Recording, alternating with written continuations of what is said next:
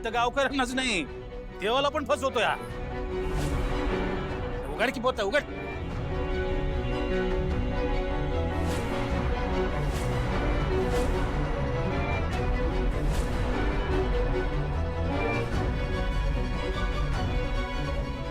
रणजितराव, झालं ना आता समाधान? सयाजीरावांच्या प्रामाणिकपणाबद्दल हे असला खेळखंडोबा करायची काही एक गरज नाही. बघितले ना ते पोतं उघडून, धान्यच निघालं ना त्यातून. थांबा की जरा वेळ, काय गडबड आहे? आणखी बरीच पोती आहेत. इतकी वर्ष विश्वास ठेवलाय ना, आणखी थोडा वेळ. एक आणि एक पोत तपासा. चला. सोड त्याला. आबासाहेब, आता थांबू नका. मला सांगितलं ना तुला, सोड त्याला. आणि तुला घरी राहायला सांगितलं होतं ना, का आलास इथे? येणार नव्हतो आबासाहेब, पण मला माहिती होता हा काहीतरी घोळ घालणार, म्हणून आलोय.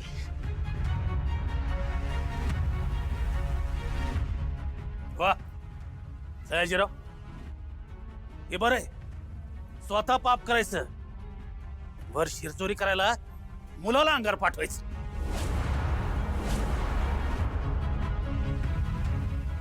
पण आता झालंय ना तुमच्या मनासारखं, मग आता मिटवूया ना हा विषय.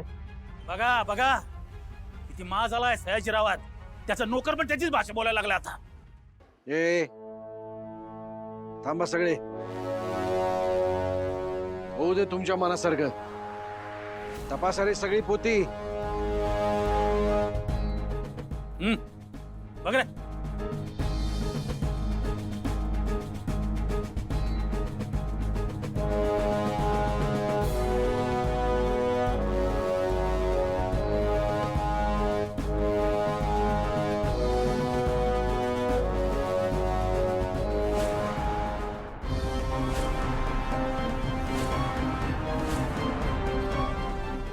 अरे अरे अरे अरे.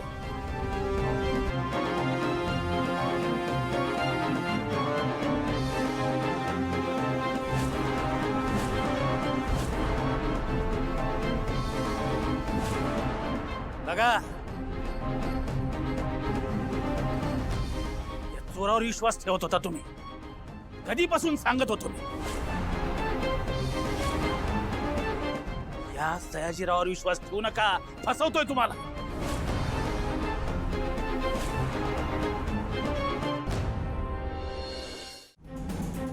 आजवर सगळे आंधळ्यासारखे याला आबासाहेब आबासाहेब करत याच्या मागे शेपूट हलवत याचं गुणगान गात होते. पण हा माणूस तुम्हाला फसवत होता. मंदिर समितीचा अध्यक्ष होऊन तुमच्या भावनांशी खेळत होता. सयाजीराव, डोळ्यानं जर बघितलं नसतं ना, तर विश्वासच बसला नसता. तुम्हीच सांगा आता काय आहे? माझी माझ्या विठ्ठलावरती श्रद्धा आहे. त्याला माहिती आहे मी हे पाप केलेलं नाही. देवाच्या देवळात पाठवलेला शिधा आहे, त्यात पापच काय माझ्या हातून चूक सुद्धा कधी होणार नाही. आजच नाही, गेली अनेक वर्ष हा शिधा मी माझ्या घरून पाठवतोय.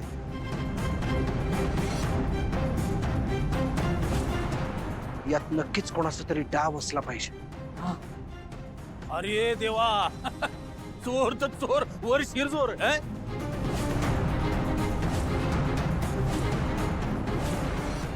अरे इतकी वर्ष गावकऱ्यांना फसवत आला.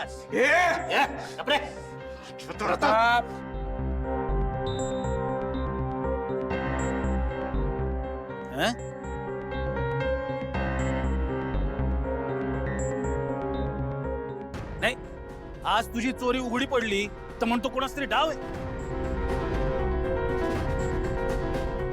अरे इथं कोणाची हिंमत आहे बाबा तुझ्या विरोधात डाव रचायची. बरं झालं आज सगळ्यांसमोर उघडा पडला. माणसंच नाही, डायरेक्ट देवाला फसवलंच की तू. मानलं पाहिजे राव, तुला मानलं पाहिजे. मंडळी, आता अजूनही हाच माणूस मंदिर समितीच्या अध्यक्षपदी तुम्हाला हवाय का? विचार करून सांगा. बोल की.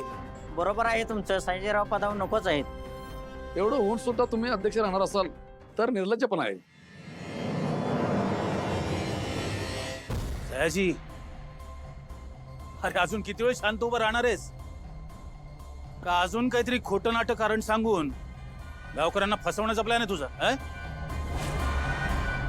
अरे आता तरी पाप कबूल करणार आहेस की नाही तू? आबासाहेबांनी तुला सोडलं असेल, पण मी तुला सोडणार नाही. आज तुझ्यामुळं पहिल्यांदा आबासाहेबांना सगळ्यांसमोर मान खाली घालावी लागली. तुझ्यामुळं या बदमाश रणजितचे शब्द त्यांना ऐकायला लागले.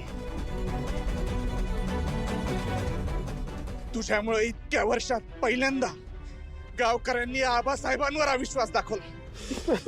याची शिक्षा तुला भोगावी लागणार. माफ करा प्रताप दादा. वच!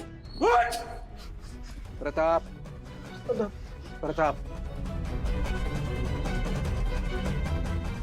मला माहितीये तुझ्यावर चांगले संस्कार झालेत आणि मनात असतं तर माझ्या घरी इतके दिवस होतास तेव्हा कधीच चोरी केली असतीस.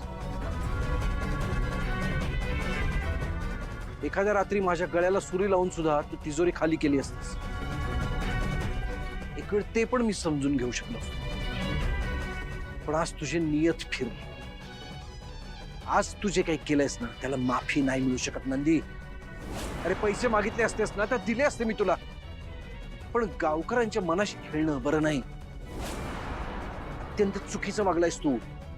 चालता हो माझ्या समोरून. पुन्हा तोंड दाखवू नकोस तुझं.